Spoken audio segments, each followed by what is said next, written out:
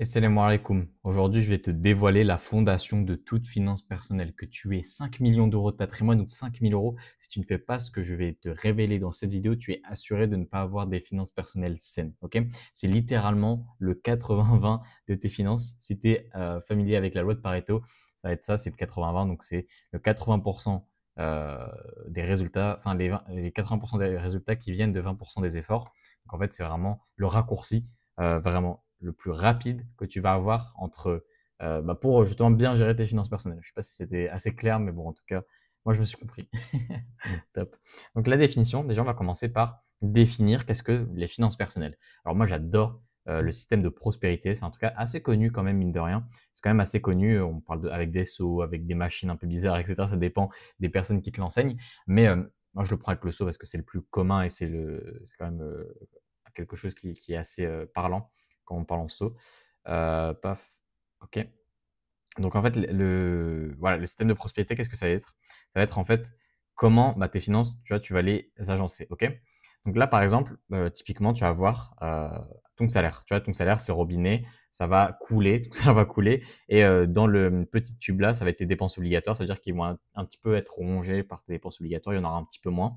Bon, j'ai pas trouvé d'autres meilleures illustrations, mais je pense que tu as compris. Et ensuite, ça va se verser justement dans ce seau-là. Et ce seau-là, c'est censé être ton patrimoine.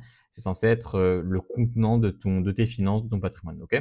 Et en fait, les trous que tu vois là, ils sont réservés aux dépenses pas optimisées, aux mauvaises dépenses, aux dépenses plaisir que tu te fais alors que tu n'as pas les moyens. Par exemple, les personnes qui gagnent moins de 2 000 € par mois et qui s'achètent des iPhones, etc. tous les ans, ce type de dépenses et ce type de comportement, c'est justement illustré ici par justement le fait d'avoir des trous en fait, littéralement dans son seau et dans ses finances personnelles. Et également le fait que le robinet il soit vraiment beaucoup trop bas. C'est-à-dire qu'ils commencent à épargner alors que justement leur seau est troué. Imagine, tu te trimbales justement à la pluie, enfin dehors, avec un seau qui est littéralement troué. Et du coup, l'eau, il reste pas. Et tu essaies quand même d'ouvrir le robinet pour essayer de choper l'eau qui va tomber du robinet. Non, c'est pas comme ça que ça marche. Il faut absolument switcher vers justement ce type de structure-là, où tu vas avoir ton salaire, tes dépenses obligatoires, ça ne change pas, ça c'est immuable, et justement faire remonter un petit peu ce robinet-là pour qu'il justement soit sur le matelas de sécurité. Qu'est-ce que ça veut dire? Ça veut dire que il soit justement, il y a un niveau minimum que ton épargne, ton patrimoine doit avoir, ce qu'on appelle le matelas de sécurité, donc c'est 3 à 6 mois de dépenses obligatoires. C'est pour que tu sois serein dans ta tête. C'est pour pallier aux imprévus. Et également, demain, si tu n'avais plus de job, tu pourrais tenir 6 mois, par exemple. Et donc, en fait, ça permet vraiment de pallier aux imprévus. C'est vraiment surtout pour ça que c'est utilisé. C'est vraiment, demain, je sais pas, tu dois faire réparer ta voiture. Par exemple, tu as un problème de moteur. Et ben, tu as cet argent-là, justement, à mettre dans, dans justement la réparation de cette voiture sans que tu aies besoin de toucher à tes investissements. Et justement, ce matelas de sécurité-là est essentiel à construire avant même de commencer à investir son argent. Et donc, c'est pour ça justement que faut que ton niveau d'épargne, ton niveau de patrimoine, enfin surtout ton niveau d'épargne, il soit à ce niveau-là. Ça veut dire quoi? Ça veut dire qu'il soit au niveau du robinet. C'est-à-dire le robinet, qu'est-ce que c'est? C'est vrai que je ne l'ai pas défini, mais le robinet, ça va être l'épargne que tu vas mettre tous les mois dans tes investissements. C'est vraiment ce qui va rester de tes dépenses obligatoires et de tes dépenses plaisir. C'est vraiment ce qui va rester. Et donc, c'est ce qui va sortir. OK? Et donc, justement, ce robinet-là, on veut qu'il soit au même niveau que le matelas de sécurité. Et donc, forcément, si jamais il est au même niveau que le matelas de sécurité, en fait, il faut absolument que tu aies par exemple 5 000 € sur ton compte en banque avant même de commencer à investir. Moi, je t'ai pris 5 000 €, c'est vraiment un exemple assez sommaire. Ça va vraiment dépendre de la situation, du profil financier de la personne, hein. Ça va dépendre de ton profil financier. Et donc voilà. Donc à ce niveau-là, voilà, il faut absolument que le robinet soit un peu plus haut. Et donc il faut surtout pas investir sans matelas de sécurité. C'est vraiment essentiel d'avoir de l'épargne de côté pour pallier aux imprévus. Alors je sais qu'il y a des méthodologies qui visent à inclure justement les dépenses imprévues dans la budgétisation, sauf que statistiquement, c'est un peu moins rentable de faire comme ça. Donc vaut mieux faire une budgétisation, en fait une budgétisation 50-30-20, donc avec trois choses dans ta budgétisation littéralement, donc dépenses obligatoires, plaisir et également ton épargne. Et en fait, cette épargne-là, tu vas pouvoir l'allouer à tes investissements une fois que tu as ton matelas de sécurité et une fois que tu as alloué justement suffisamment à ton matelas de sécurité. OK? Bon, j'espère que c'était clair. De toute façon, si c'est pas clair, n'hésite vraiment pas à me poser une petite question en commentaire, hein. Moi, je serais ravi de te la poser. OK? De te la répondre, de t'y répondre. OK? Et en fait, le but, c'est d'optimiser son saut pour en dégager le maximum. En fait, c'est vraiment dans l'objectif d'investir un maximum pour s'investir. C'est vraiment le saut. Le but, c'est pas qu'il reste comme ça. Le but, c'est vraiment, vraiment qu'il atteigne ce stade-là, c'est-à-dire un saut vraiment clos où il y a un petit robinet que tu peux jauger en fonction vraiment de tes besoins et vraiment avoir un matelas de sécurité qui protège, qui vraiment sur le long terme, c'est vraiment fiable à ce niveau-là. Et voilà, un bon robinet, tu vois, qui va bien délivrer à ce niveau-là au niveau de l'eau. OK? Je sais pas si c'était très clair, mais voilà. En vrai, le but, c'est vraiment d'optimiser son saut, entre guillemets. Voilà, c'est tout ce que tu dois retenir. Le 80-20, on va rester très concis dans cette vidéo. Vraiment, le but, c'est vraiment d'optimiser son saut, entre guillemets. C'est vraiment de ne pas avoir de trous comme ça qui débordent et dépenses plaisir alors que tu n'as pas les moyens, ce genre de choses. OK? Parfait. Donc ensuite, j'ai envie de faire une petite aparté. Si tu es entrepreneur, ou que en fait ton revenu passe d'abord par une société morale, par une personne morale, pardon, par du coup une société. Donc je vais t'expliquer, je t'ai fait un petit graphique pour te le montrer. Donc en fait, il faut vraiment distinguer ses finances personnelles de sa société, de les finances de sa société, parce que je vois beaucoup trop d'entrepreneurs, de personnes qui ont des sociétés. Faire quoi? En fait, mettre le resto sur le compte de la société, etc. Alors, ça peut se faire, ça peut le faire, mais on va voir à quelle mesure et à quel point tu peux le faire. OK?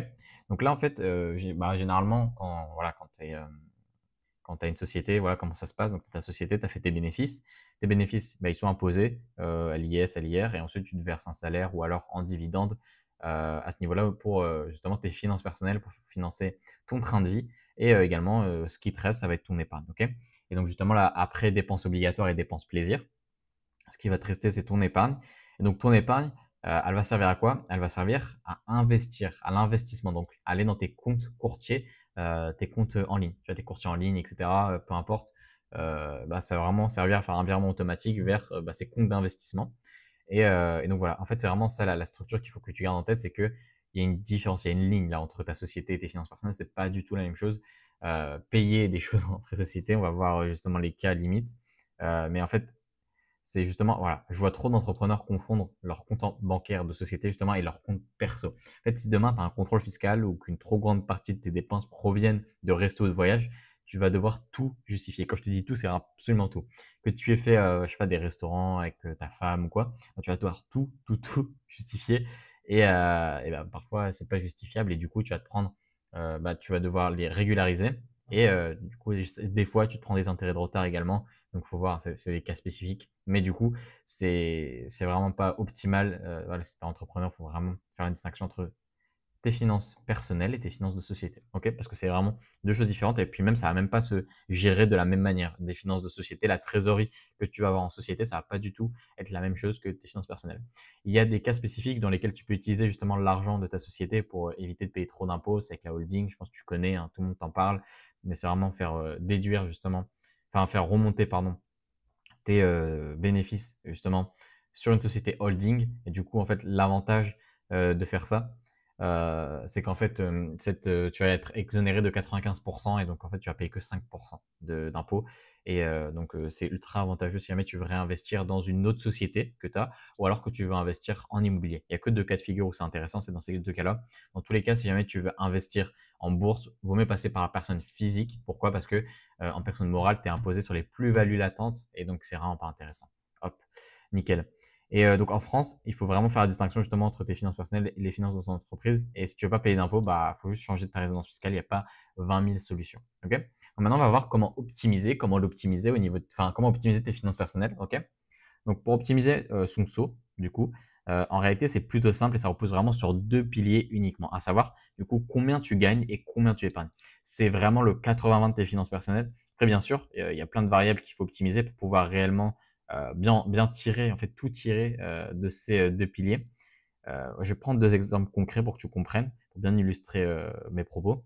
Donc, par exemple, quelqu'un qui reçoit en net dans sa poche 10 000 euros de manière récurrente et qui dépense et qui a des dépenses annuelles justement de 8 000 euros, il va pouvoir épargner que 2 000 euros de ce qu'il gagne, entre guillemets. Et alors que quelqu'un justement qui reçoit en net dans sa poche 5 000 € de manière récurrente aussi et qui a des dépenses mensuelles de 2 000 €, et ben, il va pouvoir épargner 3 000 € de ce qu'il gagne. Donc, tu vois que c'est exactement pour cette raison justement qu'il est primordial de parler en pourcentage quand on parle de capacité d'épargne. Ok.